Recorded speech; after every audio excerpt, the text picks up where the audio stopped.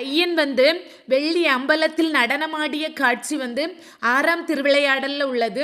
ஈசன் பாண்டிய மன்னனாய் தாய் மதுரை மீனாட்சியை மணந்த பிறகு அங்கே இருக்கக்கூடிய லிங்கத்தை வழிபட்டார். அங்கே இருந்த எல்லாத்தையும் சாப்பிட கூப்பிட்டாரு.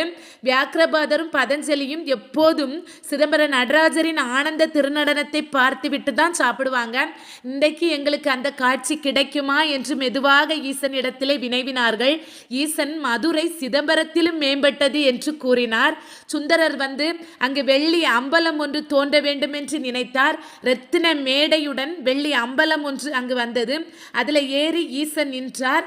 அபஸ்மாரம் என்ற அரக்கனை வலது காலின் கீழேயும் இடது கால் கொஞ்சம் வளைத்து 10 புஜங்களுடன் பேரழகனாய் நின்றார்.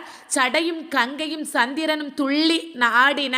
நாகப்பூநூல் 3 கண்கள் அங்கே இருந்த அனைவரும் இறைவனை பக்தியுடன் போற்றினார்கள்.